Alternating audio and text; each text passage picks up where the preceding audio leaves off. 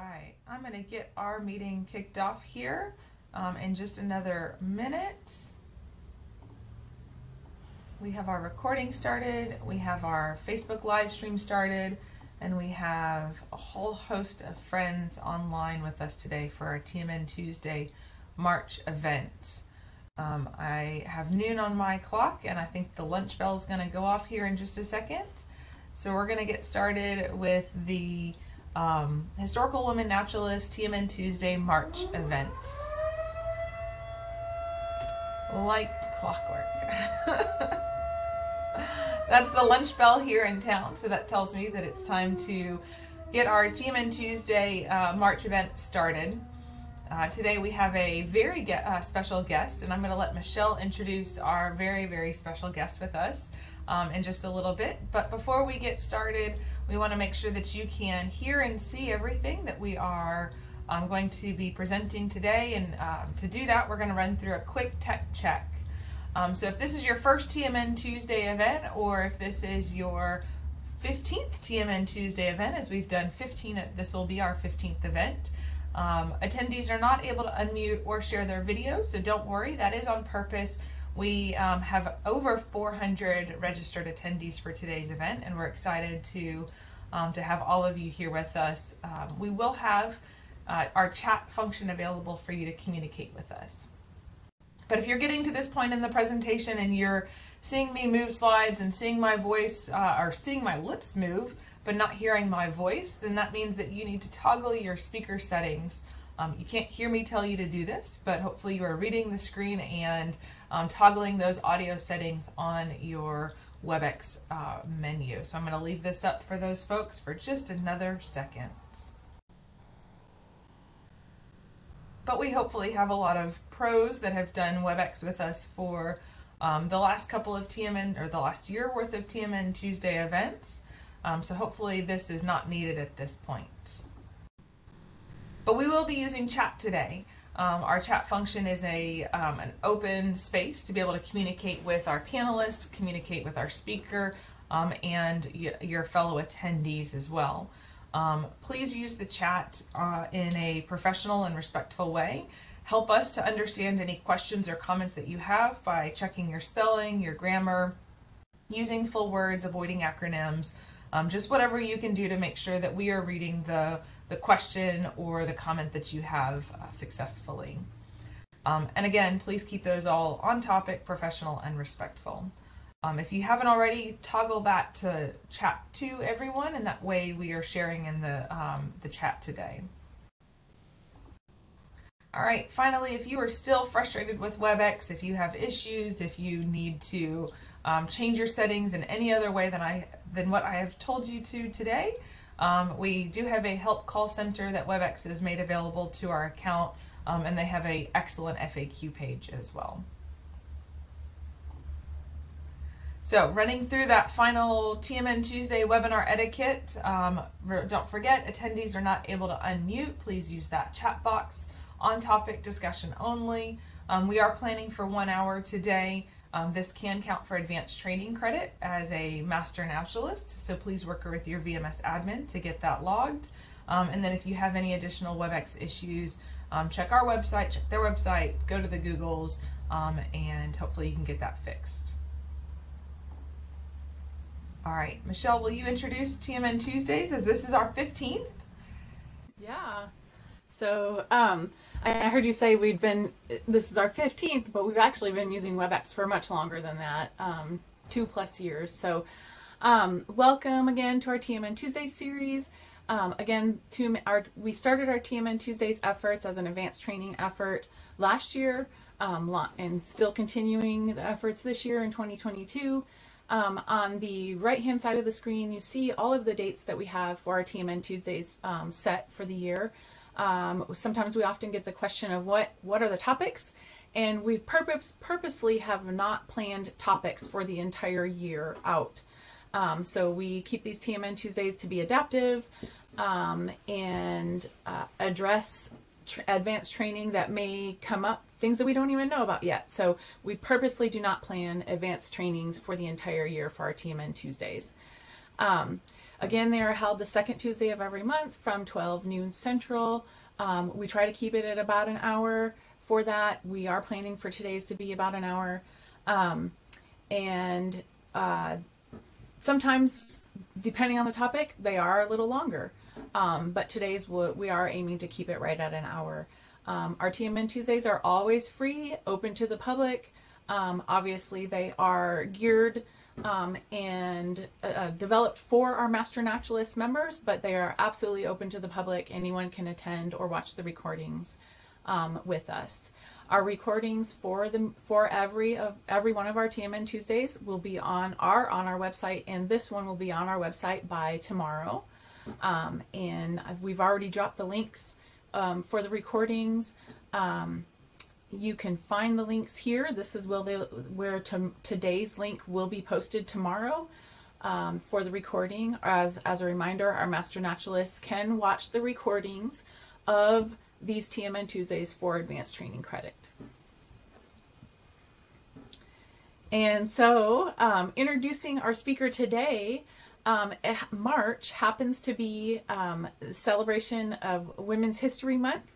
And as a happy coincidence, today is International Women's Day, March 8th. So March, we're celebrating Women's History Month. March 8th, we're celebrating International Women's Day, which is just a celebration of women accomplishments all over the world. It seems so fitting to be able to talk about the historical women naturalists during Women's History Month. And we have a historical women naturalist in her own right presenting today, Addison Preston. Many of you know Addison. She's no stranger to our Master Naturalist program. She started out as a Master Naturalist with the Brazos Valley chapter. She worked her way up through the ranks in the Brazos Valley chapter and through assisting our state program throughout our state office. She has came in as our Texas Master Naturalist student intern, and worked her way up as a program aide for our program. And some of you had the pleasure of seeing her in person last October 2021 at our annual meeting, where she gave this presentation and has updated it for today. So Addison fledged our nest late last fall as she graduated with her master's. And now she's working at Inks Lake State Park. So many of you may see her there if you visit or if you have Master Naturalist projects there. She's currently working as a customer service specialist at Inks Lake State Park. So if you work there, go by and see her, say hi. If you're visiting, do the same. So without further ado, Addison, I want to turn it over to you. Thank you for being here with us today. And presenting on historical women naturalists. Thank you, Michelle, and thank you, Mary Pearl, for reaching out and inviting me to do this. I'm a little bit nervous, as you always are when you give a presentation, but I thought this was really fitting for Women's History Month, and then I learned this morning that it was International Women's Day, and I was like, this is perfect. So yeah, I'm just really excited to be here and to be back and to see all of the many attendees we have with us today, and I'm looking forward to this being just really fun and informative, and hopefully everybody learns a little bit something new today. So I'm going to go ahead and share my PowerPoint.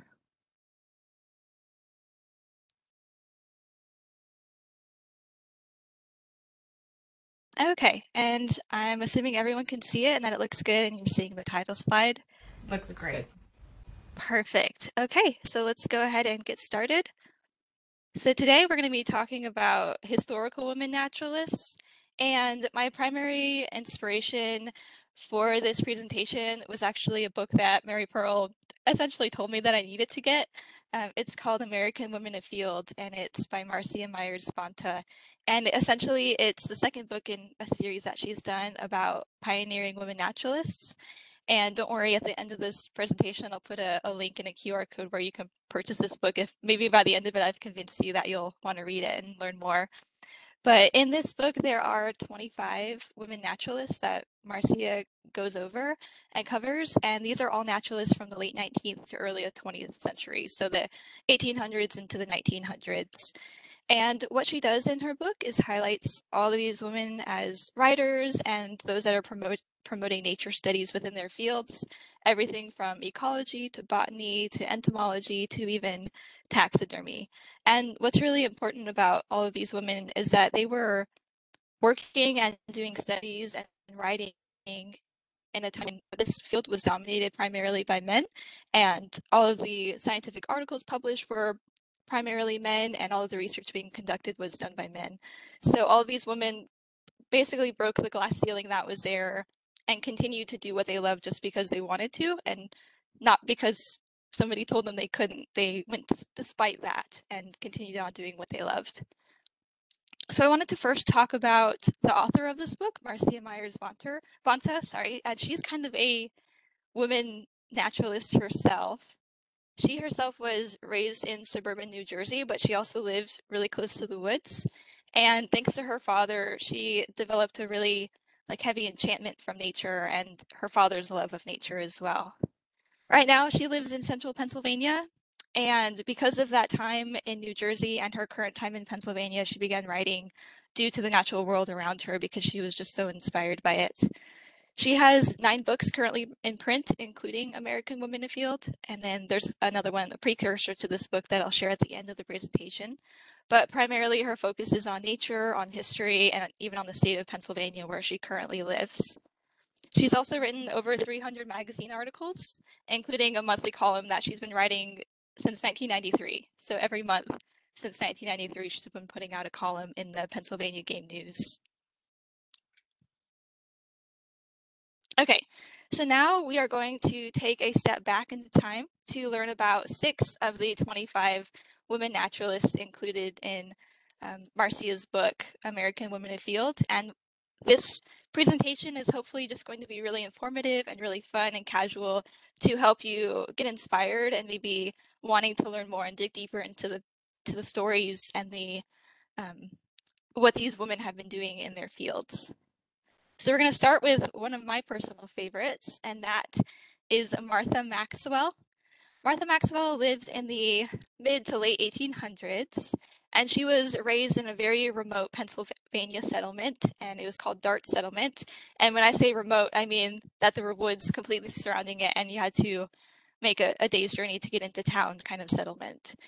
And when she was there, she developed a really early love of nature, thanks primarily to her grandmother just simply taking her on walks around the settlement and just showing her all of the things around there and getting her really involved just with nature that was right in their backyard. She was also really encouraged by her stepfather after her mother remarried to continue her studies in natural history and in nature and really dig into the curiosities and the pursuit of knowledge.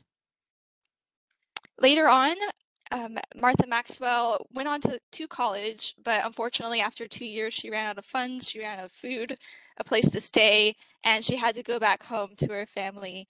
But after then, she met a man named James Maxwell. And Maxwell was very important to her because he offered to pay her tuition. And I don't know anybody that would give up an offer to pay their tuition for college, but he had a request. And that was that she chaperoned his 2 children that were attending the college at the time and would tutor them and help them with their studies. She accepted this offer and continued her studies at Florence College and did graduate from there. But then the marriage proposals came in, and at first she declined. She didn't want to marry him. He was quite older than she was, and he also had 6 children total. But after urging by her stepfather, she eventually did marry him in 1854, and they had 1 daughter together named Mabel.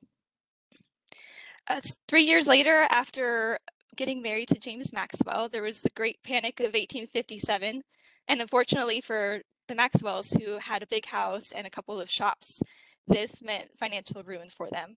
So in order to seek new opportunities, they went and followed the gold rush in Colorado. So when they were in Colorado, Martha ran a boarding house, and her husband and stepson would run cattle between Nebraska and Colorado.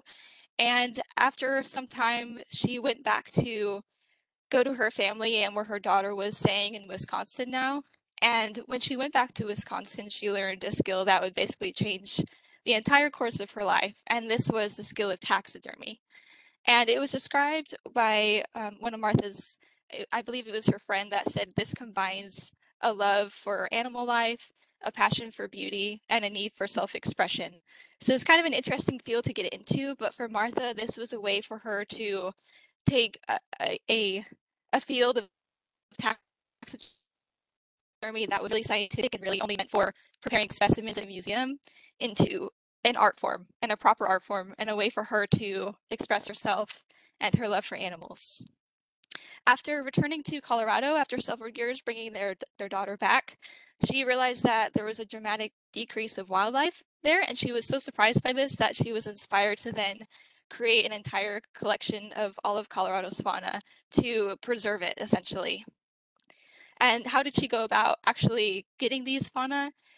She would go on collection trips with her husband and her stepson that were now in a sawmill business. So they would have to go out into the woods, make trips out there, and she would just accompany them. And while she was out there, she would trap, shoot, poison, do anything that she could to catch these animals. And she would oftentimes take these animals and keep live specimens so that she could observe them in her own home as pets in order to really get like a really good example of how these animals interacted with each other.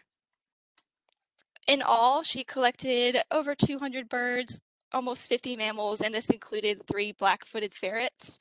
And this was really important because at the time, the black-footed ferret had been described by John James Audubon, but never seen by any scientists before. So the fact that she was able to collect them and then preserve them was a really big deal for scientists wanting to learn more about the black-footed ferret that had never been seen, only described. And then the picture on the slide in the top right corner, to me, it's one of those things, you'll see this a lot with Martha Maxwell, is the more that you look at a picture, the more you can actually make out of it. So you have Martha here in her hunting outfit, and you can see these 3 pack horses here. And if you look closely on the back of each, you can see at least 1, maybe 2, they look like elk or deer that are just hoisted up onto the back of these horses that she had collected to take for her collections.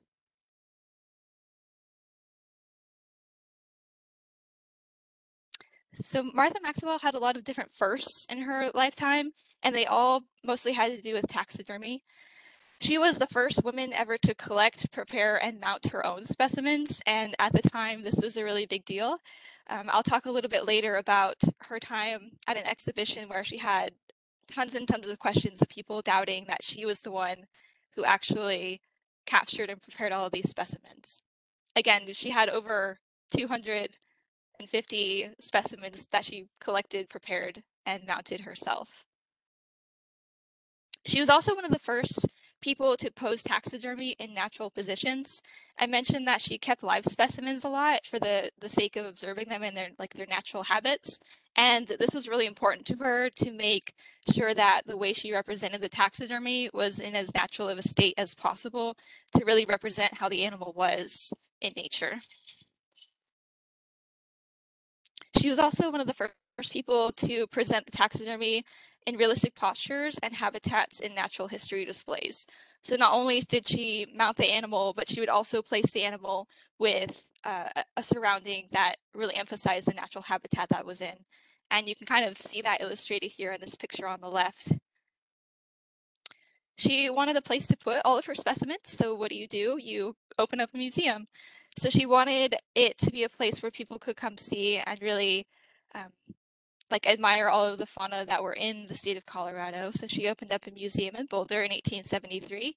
And then later she wanted a greater audience, so she moved it into the then larger town of Denver in 1875.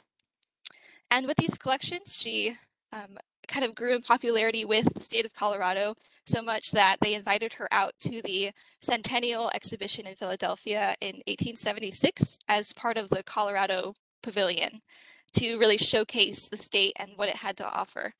And in here, this is a stereograph of her display, the Rocky Mountain display, where she set up an entire landscape with all of these animals that she had collected and prepared herself. And again, this was something that no one had ever really seen before because taxidermy was never created as an art. It was more just for scientific pursuit and study. So you can see here we have, the more you look at it, the more animals you can find, I'm sure. But one of the most notable parts is the deer that's being hunted down by that mountain lion towards the top.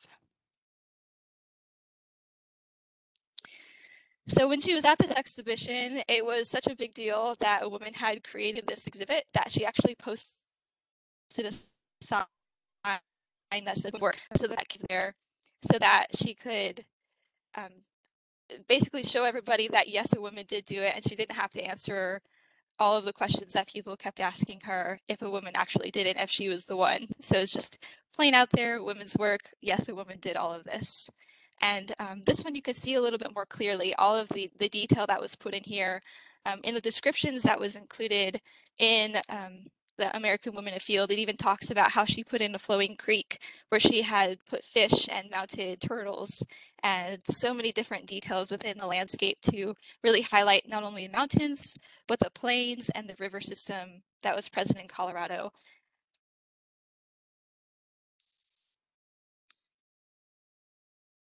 So to me, this really reminded me of a natural history display that I saw at the Houston Museum of Natural Science. And you kind of really can kind of see the similarities between what Martha Maxwell had pursued in her studies of taxidermy and how she presented it, and the way that we see these displays here today. So it's a similar case of there's so much detail put in where the birds aren't just sitting one by one in a row, but they are actually actively in movement, and you can kind of see how they would behave in their natural habitat. So this is at the Houston Museum of Natural Science. So if you ever get a chance to go down there, the moment you walk into this room, it's filled with lights, with sounds, and you can see all of these different animals here kind of represented.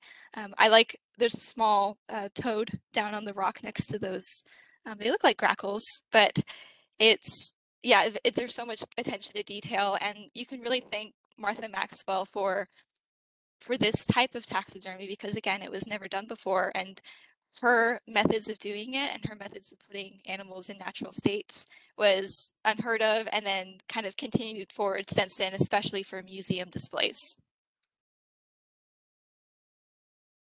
Okay, so moving on to our next naturalist is Mary Treat. And she was born in New York, but primarily raised in Ohio.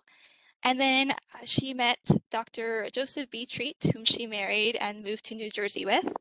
And there she actually collaborated with him on different articles for entomology and botany. But unfortunately for her, she was very unhappily married. And then maybe not so fortunately for her, she was widowed shortly after. And from then, she really had to make her own way because she was now without a husband, and she needed to pursue something in order to keep up with her livelihood. And she really took from those times she was helping Dr. Treat with those articles to publish her own articles that were part of her interests in botany and entomology. So she took those interests and used that to create more articles to help sustain herself. Her primary interests were carnivorous plants and predatory insects, so very particular. And then again, these interests were the primary foundation for her very successful writing career that she had. When she was 39, she published her very first article in The Entomologist, and that might seem like a little bit older, especially during that time. So I just want to encourage anybody out there who has new interests to always pursue them and don't give up on anything. It's never too late to start something new, because she was 39 when she had first started writing. She also had many other articles to follow after that, including in the American Naturalist, and she was notably the third woman to ever publish in the American Naturalist, so already paving a way there. So as part of Mary Treat's life as a naturalist, she discovered several new plants and insects, and she actually has 4 different species named after her, including the zephyr lily that's on the right-hand side. And then she also has a root gall and then 2 species of ants named after her as well. Most notably, she had a lot of correspondence with Asa Gray, who was the head botanist at the time in the United States, and more famously, Charles Darwin. So she would publish all of her findings despite what the popular opinion said at the time. She had mentioned it in a letter to Asa Gray. He told her that no one's going to agree with you because all of the current botanists think of one thing and she's thinking another. But here she is saying that she studied it, she's seen it, so it must be so she's going to include it in her article. She corresponded a lot with Asa Gray and Charles Darwin about specimens, whether they be insects or plants, again, because her primary interests were in those carnivorous plants like sundew, Venus flytraps, bladderworts, and then those prey insects, especially spiders and wasps. She has a kind of a more famous correspondence with Charles Darwin about bladderworts, where he had thought that the bladderworts, the way that insects would get into them would be to wedge their heads inside of it, and that's how they would go inside of it. But she had looked at it and seen that they actually have like a vestibule inside the bladderwort that the insects would crawl into. So she was going back and forth with him, and they would name drop each other all the time in articles saying that Charles Darwin hasn't really figured this out yet, but maybe because he has a lot more resources, he might have far surpassed me at this point.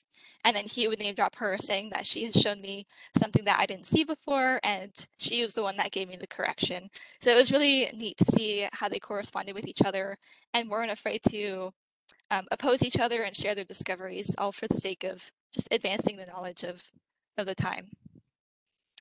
Mary Treat was also made a member of the Cambridge Entomological Society, and that was also thanks to her correspondence with other entomologists at the time. But one thing that I really am inspired about by Mary Treat is her advocacy for finding nature where you are. She spent a lot of time in her own backyard digging up the nests of spiders. She did discover 2 new species of spiders in her 1-acre plot, and then even just the close and patient observation of like bladderworts or the way that mechanisms worked of different carnivorous plants or of different insects. So she had written in one of her books, Home Studies in Nature, the more I limit myself to a small area, the more novelties and discoveries I make in natural history. And to me, especially as a master naturalist, this quote really hits home because it's really inspiring to just, within your chapters, you really specialize in a particular area of the state and not to really focus on what you don't have. Like you might not have the Gulf Coast or the Chihuahuan Desert or the Blackland Prairies or anything else of the vastness of Texas, but you do have your chapter and the unique areas that you have like in your backyard as a master naturalist.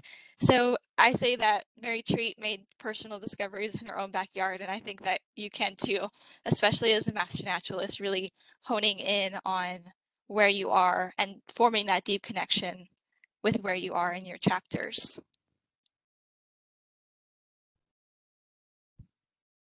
Okay, so our next naturalist is, you probably have heard of her before, and you might be wondering where, but she is one of the women naturalists mentioned in our Texas Master Naturalist curriculum, so that might be where you've seen her name before.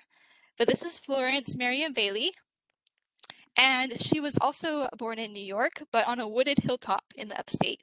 And there she had a lot of opportunities to go out and explore nature. And this was also thanks to her family being more progressive and her father really encouraging her and her brother to go out and just be in nature, get involved, and become involved with the natural sciences and pursue those curiosities. She would also be invited out on collecting trips that her father and brother did. And interestingly enough, her brother would eventually become the head of the U.S. Biological Survey at that time. Unfortunately, Florence Marion Bailey suffered a lot of respiratory illnesses, and at that time, one of the cures was to go find open air, especially in the Southwest where the air was more dry. So she would make frequent trips down there, and as she went, she would write about her travels and kind of catalog the natural history because that was one of her primary interests. She also attended Smith College, but she was a special student there because she didn't graduate with a degree, but instead they gave her a certificate. But later on, she was honored with a Bachelor of Arts. So one of her first books that she published that was deeply inspired by her trips out west because of her illnesses is birds through an opera glass. She would say that she never went anywhere without her opera glasses so that she could observe the birds. And she really wanted to inspire other people to take opera glasses with them to view the birds and really find the excitement and the joy of just watching birds rather than the current process at the time was to shoot birds and to study their skins. So rather she was a proponent for studying them while they were alive and kind of almost the excitement that comes with seeing a bird come because it might not be there, it might not be a bird you were expecting. So there's a lot more exciting them watching how they behave with each other. She also wanted this to be really accessible to everyone, so she wrote descriptions of the birds. She even included illustrations of the birds, and this was almost like the first field guide that existed at that time because it had those descriptions, it had pictures that were easily digestible and kind of easy for the common person to understand at that time who wasn't keen on scientific terms. She really did a great job at bridging the gap between science and outreach. And she was also 26 years old when she wrote this first book. So she was definitely a writer, and then writing would be a big part of her career to come. She was also very influential on forming several Audubon Society chapters. So she formed one at her alma mater at Smith College. She found that it was very easy to get people excited about wanting to watch birds. So she kind of used this to fuel the beginning of that Audubon Society chapter at her college. And then she was also one of the founding members of the Audubon chapter that's in Washington, D.C. In 1899, Florence married Vernon Bailey and became Florence Marion Bailey. And Vernon was actually a long family friend of her brother's, and that's how they met. And Vernon was the chief field naturalist for the U.S. Biological Survey and worked underneath and alongside Florence's brother. And for the next 30 years, Florence would travel alongside Vernon in his expeditions out west. They really were a very complementary pair. He would study the mammals, the reptiles, the plants, and she would tag along and study all of the birds that they came across. So here's them in the field. They would often spend their spring and summers out in the field collecting, making trips out west. And then in the fall and the winter, they would head back home to their Washington, D.C. home and write about their experiences. And on the left-hand side, that photograph is actually Florence doing field work in Big Bend in Texas. So that's one of the reasons why you see her in our curriculum is because she was instrumental in helping catalog and document the species in our state. One thing that I found really interesting that I found was excerpts from the journals of Vernon versus Florence. So this is the one entry from October 29th of Vernon Bailey, and you can see just very short, it's very succinct, very scientific in a sense. And then if we go over to what Florence wrote for that day, it's almost twice or three times as long. So she is very elaborate and very almost poetic with her words and provides a lot more detail with their expeditions. And for a lot of people that studied their work, it was great to see Vernon versus Florence to kind of compare notes and really create a full story of their expeditions when they would go out on their collection trips. So another book that Florence wrote was the Handbook of Birds of the Western United States. And this one essentially became the standard for field guides during that time. For the next 50 years or so, even with revisions, it was the standard way to write a field guide. So she was instrumental in kind of helping with that format and how they should be. And beyond her time as a naturalist collecting with the U.S. Biological Survey, she was also an activist, especially for the conservation of birds. And again, this kind of goes hand in hand with her Birds Through an Opera Glass book that she wrote, where she was a proponent for watching the birds as they are in their natural habitat alive, rather than shooting them and killing them for science or even for fashion. So at this time, it was very common to kill birds in order to put them on hats, on other pieces of clothing, and she was highly against that. She was also very much for the Lacey Act that passed in 1900, and what this did was prevented the trade of birds or other animals that were poached in one state to be transported across state lines and sold in another state. So this definitely helped reduce the amount of shooting that was going on for, especially for feathered fashion, that she was so much against. One of Florence's most renowned books that really pushed her into the ranks of ornithologists at that time was her Birds of New Mexico, and this was published in 1928.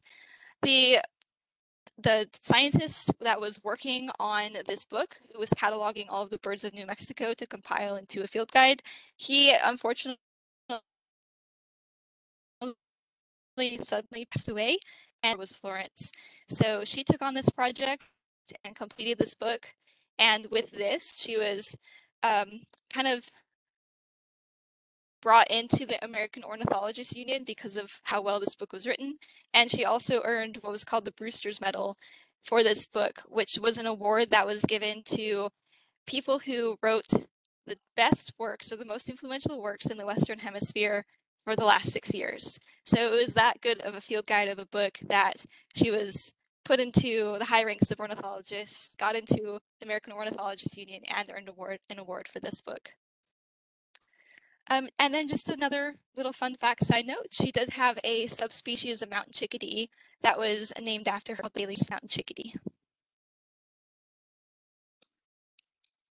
So in all, I just think that Florence is like the quintessential idea of a naturalist, of what it means to be a naturalist, is really going out and pursuing what you're passionate about, and especially as far as education and outreach, and being so adamant on sharing her findings with others by publishing these field guides that were accessible and not meant just for the scientific community, but meant for everyone. So to me, that speaks to me as a master naturalist, especially because one of our main goals is to really educate and perform outreach. And one of the ways Florence Marion Bailey did that was through writing her books and her articles.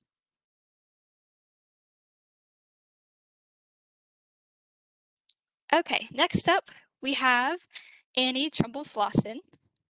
She was the 9th child of prominent Connecticut parents, and she developed a childhood interest in nature primarily because of her older brother, who was instrumental in cataloging different fish, shells, and reptiles of Connecticut.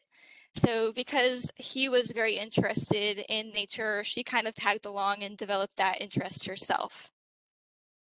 Later on in life, she married Edward Slauson, but about a decade later, she was widowed and they didn't have any children.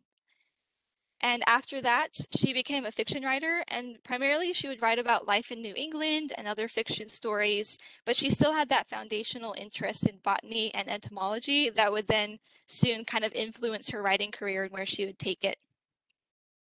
What was really interesting about Annie is that she was supported by many men in her life, and with this, she was able to really develop her career and get a lot of information and knowledge that wouldn't have normally been accessible to her. And then real quick, I saw a comment that said to move my mic a different direction. Is it okay now? I adjusted it slightly. Yes, better. Sounds Thank you, better, Addison. yes. Thank you. Sorry about that. Okay, so as a naturalist, Annie had a really early interest in botany. That was her first love of naturalists. And she corresponded heavily with Asa Gray. And again, he was the head, like one of the most well-known botanists at the time in the United States.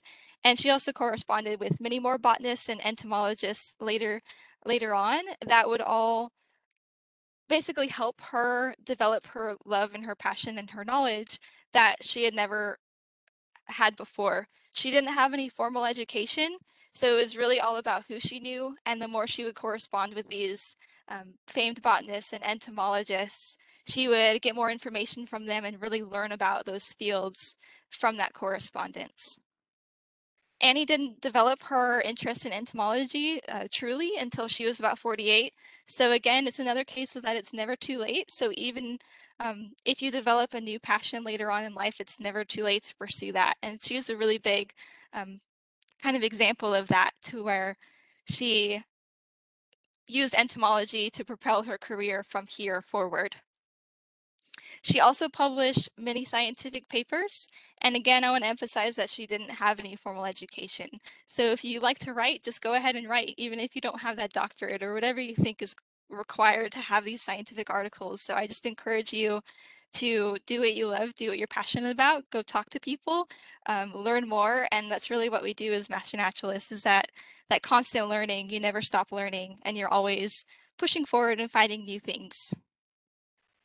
Annie was also one of the founding and first members of the New York Entomological Society. She even would host meetings in her own home if they didn't have a place to meet.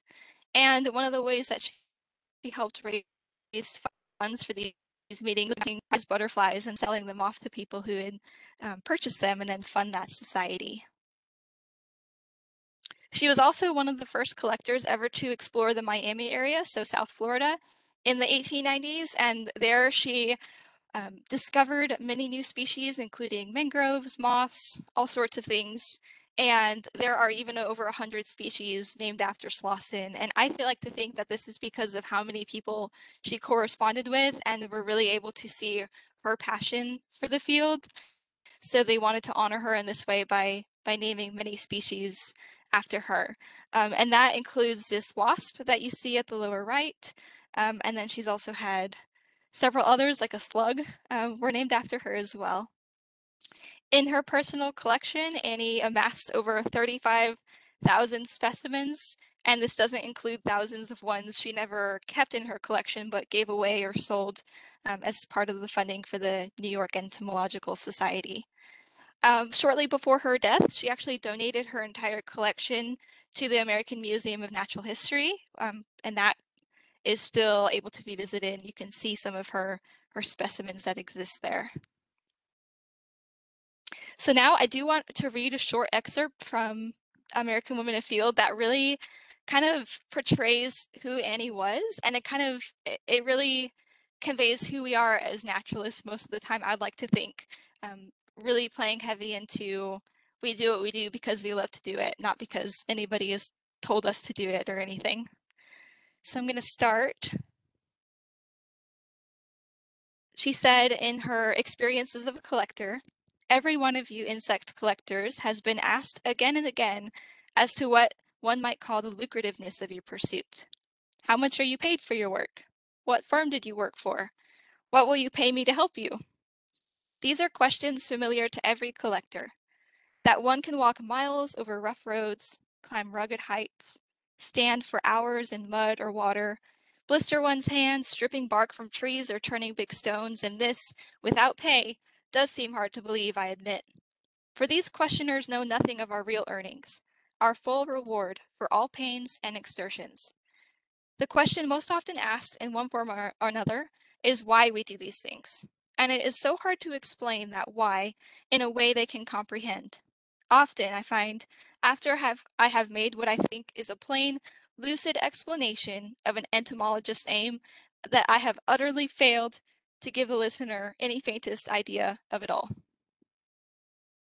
So to me, I really like that quote, and that stood out to me. It's because so many times we're out volunteering in pollinator gardens or doing other volunteer projects at booths or anything as a Texas Master Naturalist, and people will come up to you and asking if you're paid for your work or what agency do you work for, and all the time we tell them we're volunteers, and they can't believe that we're out there digging in the dirt or ripping out invasive species just because we want to, and that's where our passions lie. But I think that Annie kind of hit the nail on the head and said that it's really hard to explain the why to somebody that doesn't really get it and doesn't really understand that we follow our passions and really just get into it and do the hard work because we want to.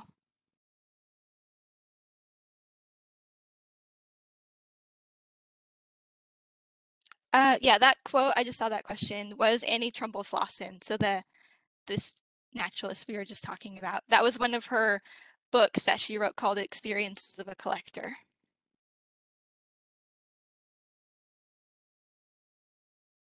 Okay. Her last name is Slauson, Slosson. All right, next up we have Agnes Chase, and she was born and raised in Illinois. She was only she only received an elementary education, but in the future she would go on to take botany courses from the University of Chicago. She was also a suffragist, so at that time it was kind of risky to be a suffragist because it was so political, and if she didn't care how it might harm her career and the potential harm that would come to her career, but she followed her passion and her pursuits of that throughout her life. She also received several honors later in her life, including an honorary doctorate of science. She was also the 8th honorary fellow of the Smithsonian Institution and the Linnean Society of London as well. So she had her lifetime, and primarily that was because of her role as an agrostologist, which is a studier of grasses. She first started out as a botanical illustrator, and in this case she had 2 unpaid positions before she was urged to apply for a full-time paid position for the U.S. Department of Agriculture in Washington, D.C. So she applied for that position, and she outscored all of the other individuals that took a test they had to take about identification, and she completely wiped everybody out of the ranks, and she got the job and worked under a man named Albert Hitchcock, who was the chief agrostologist, the senior botanist at the USDA at the time. Later on, after doing a lot of field work with Hitchcock, a lot of illustrations, a lot of work for him, she was promoted to his scientific assistant, which was a really big deal for her to get that promotion, especially as a woman.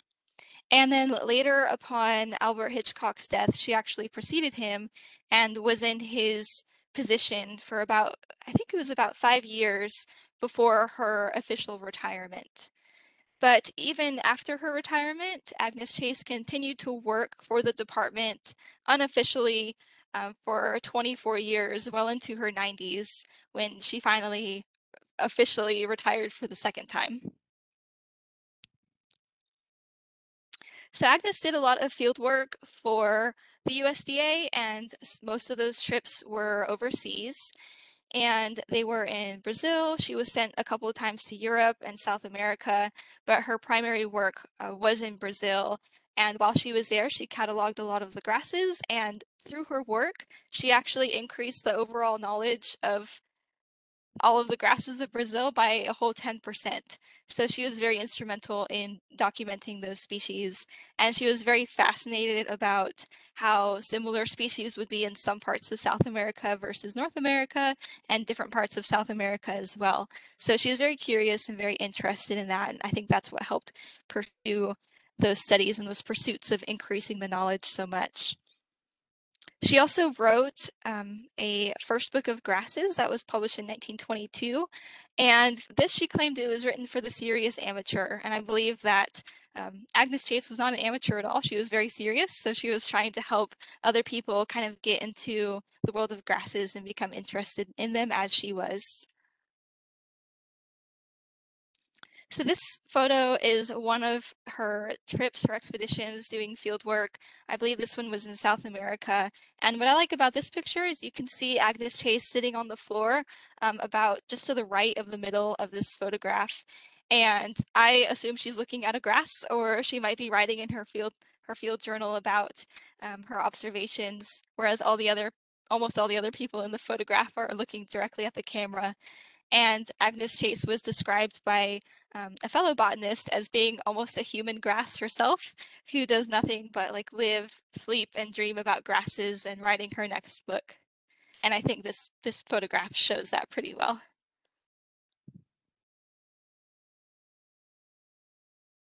Okay, last but not least, we have the infamous, probably famous, Rachel Carson, who many of you have likely heard of before because she has written a very popular book called Silent Spring, which we'll talk about in a couple of slides. But just to give you a little bit of background first on who she was in her personal life, Rachel was born in Springdale, Pennsylvania, on a nice 65-acre family farm where she would roam and go explore and had a lot of room to really get outside and get into nature. And that bottom photograph there shows the family homestead that they have, which is now, I believe, registered as a National Historic Site. Rachel, from a young age, was a very avid reader, and she loved the natural world. A lot of the books that she read were themed around the ocean or the coast, and she had a great love for the ocean. Even though she lived in Pennsylvania, that was kind of her dream, was aspiring towards working or being around or studying the ocean. She also began writing at a very young age. In one of her favorite magazines that she would read a lot, she had her first publication at the age of 10, and then she would continue writing very heavily, publishing multiple books throughout her life. She also went to college. She went over to zoology and earned her degree there. And then she also won a summer fellowship at the Marine Biological Laboratory in, I believe it was Massachusetts. And there she spent a summer working along the coast, working along the shore, kind of following her dream to really finally see the ocean and get to study it. Eventually, she did earn her master's in zoology from Johns Hopkins, but unfortunately, because of her father was sick and he had passed away and she was having more trouble in her home life with her family, she moved back and did not pursue a doctorate so that she could help take care of her family. She was then urged by one of her professors and one of her mentors to then take a temporary position that was offered with the U.S. Bureau of Fisheries, which would later become the U.S. Fish and Wildlife Service.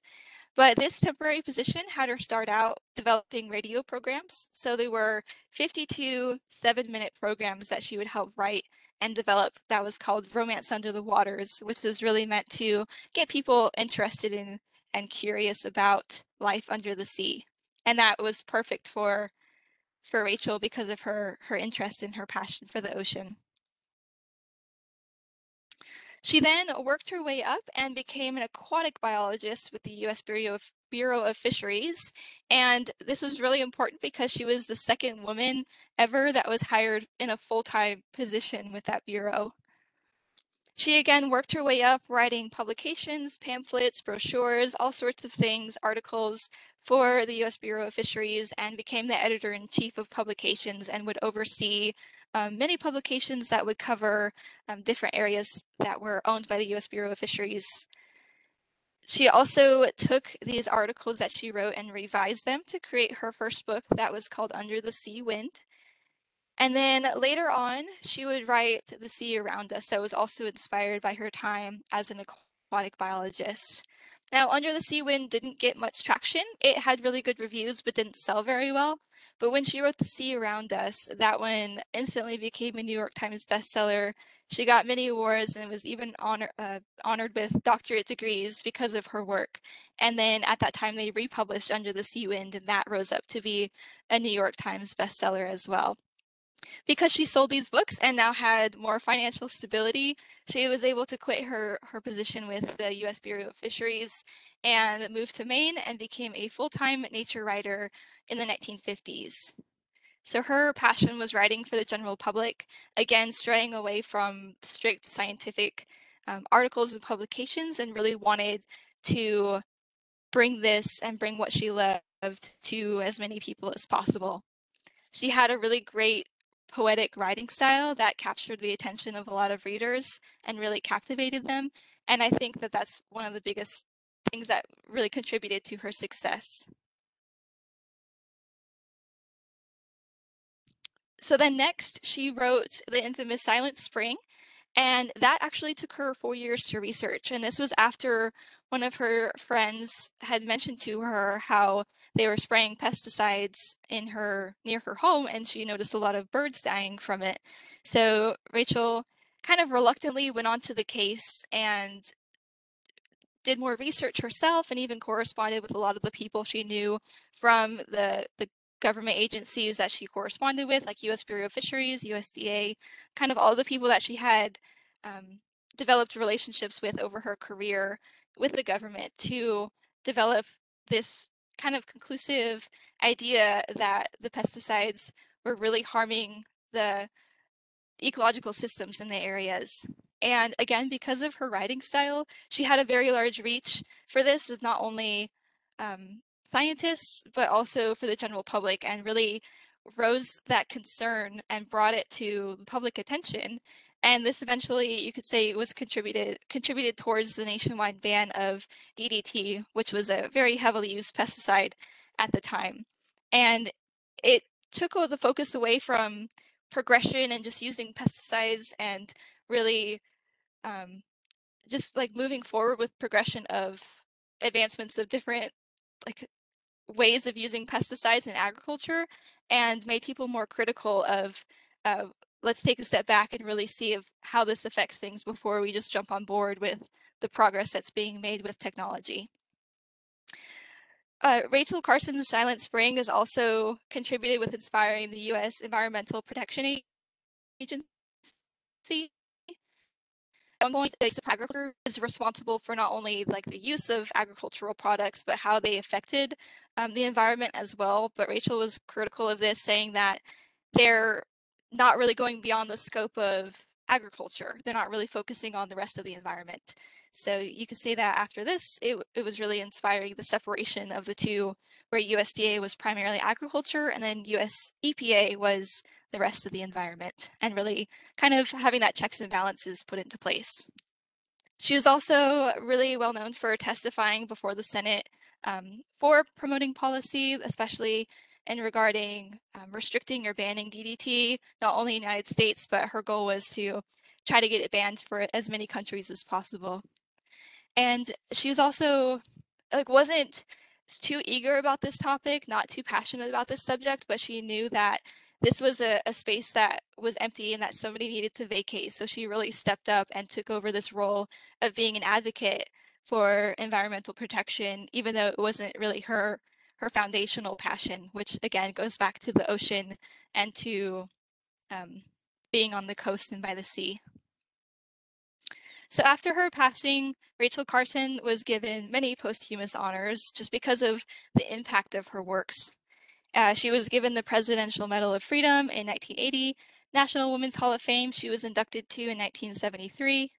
There's also a National Wildlife Refuge that was renamed after her, many statues, some trails, colleges, buildings inside of colleges and federal buildings, even bridges, such as the one in the top right picture is the Rachel Carson Bridge. So she has very many honors because of her vast contributions in kind of reshaping how society thinks about the environment, and then how the government kind of operates around the environment as well. So I want to kind of conclude all of this with a really big thanks to them, to all of these women. I only mentioned 6 in this presentation, but there's 25 in Marcia Myers Bonta's book, and there's many more out there that weren't even covered in this book that really paved the way for who we are today and where we're at today. I couldn't be more thankful to them to really be standing on the shoulders of all of these giants here. When I went to college, I switched my major over to wildlife and fishery sciences, and I never had a second thought about the fact that there was a time when I couldn't, that wasn't an option for me.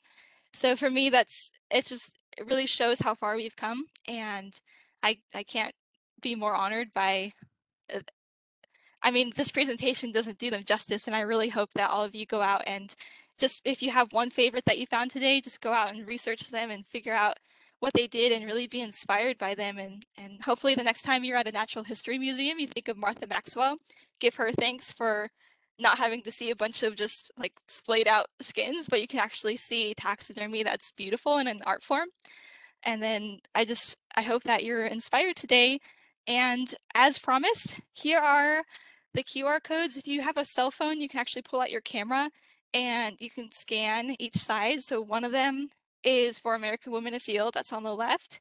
That's the book that this presentation was inspired by today. And then Women in the Field is Marcia Myers Bonta's previous book. So the difference between the two is Women in the Field has biographies, whereas American Women Afield has brief biographies, but also the writings of the women themselves, so you can get really a better feel for who they were in their writing. So I'll leave this up for a little bit so that everybody can get that QR code if they need it. Addison, I have to jump But in and say, you talked about how proud you are of representing these women today, but I can't say enough how proud we are of you today for doing this for us. You hit the nail on the head for us today with this presentation, and yeah, I think it's so did great a how great it's job. Women's History Month and how we get to kind of celebrate these women who, as Master Naturalists, we can kind of look back on and really be inspired by for the work that they did for naturalists too. Well, you showed lots of inspiration yourself today to everyone online. So thank you for being that and doing that. Thank you.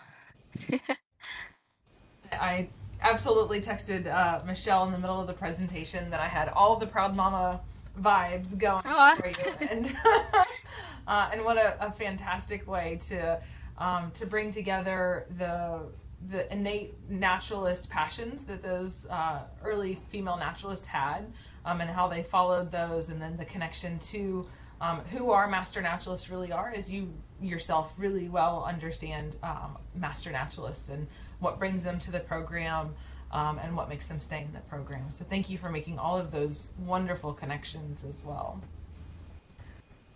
And you're getting lots of shout outs in the chat. The chat is absolutely going wild. Standing ovation as it looks. There's lots of great book recommendations that have come in as well. Other female naturalists for folks to look up. So for everyone, I hope that you've grabbed those or copying those so that you can look those ladies, those women naturalists up and those books up later as well. I saw in the chat someone flashed that who was it? Agnes Chase, she succeeded Alfred Hitchcock, not preceded him. So thank you for catching that. We do have some time for some questions if anybody has any questions for Addison. So I'm looking through all of the thanks and trying to see if there's any in there, but it's just a resounding list of thank yous and wonderful presentations. I think the only other one I saw was someone asked about when the first museum that you mentioned. They asked if the museums were still there, but I think you addressed that question later on. So that one I think was from Martha Maxwell, and she actually didn't make a lot of money from those museums, so they did have to be closed down. And before, I think what I remember is that before anybody realized the value of those works, a lot of them had been transported or moved or even just left and degraded over time because they weren't properly cared for. So unfortunately, like a lot of those like official first specimens that she made no longer exist. There's a great question in the chat for you. Okay. Of the women you presented on, who do you find the most inspirational? That might be a hard one to answer. Or those that you didn't present on that were in the book as well. I think, well, so for the one I presented on, I think my favorite of all of them is Martha Maxwell. I think because she really emphasizes her combination of like art and passion for nature all in one, and she really found a great way to express herself in that. And I like to call myself kind of an artsy person, a creative person. So for me, it's like the ability to find that niche is so important to have like personal fulfillment in your life, but also her wanting to share that with others and inspiring others inspires me. So I think Martha Maxwell and her story and just the way that she found something that she really was really good at and able to share with everyone. And so many people didn't believe that she had done it, and it was so new. That for me, that's the biggest inspiration. And also Rachel Carson. I had only known about her, just known her name from Silent Spring, but never really knew about who she was. But again, she followed those passions, and even though she lived miles away from the ocean, she just fell in love with the ocean and wrote about it all the time and kind of worked her way towards what she was passionate about and was willing to step up and really make her voice heard in a space that and for a topic that no one was talking about. So I think that was really brave and courageous of her to do that despite her reluctance for it.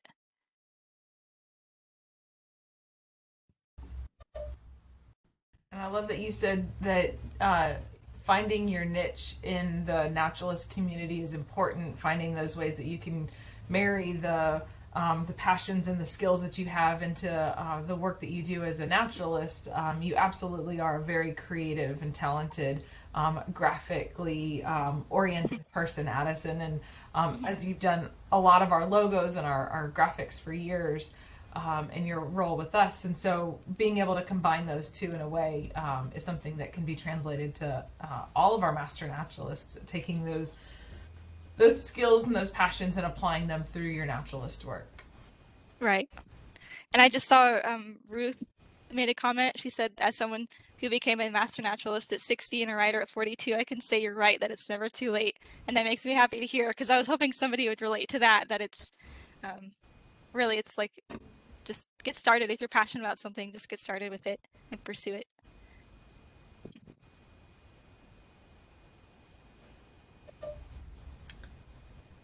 Well, I'm not seeing any other questions, but I'm seeing lots of great kudos again. Fran says that this was the second time to see your presentation on this topic. She watched you at the 2021 annual meeting up in Rockwall, and she said that she enjoyed it the second time around even more.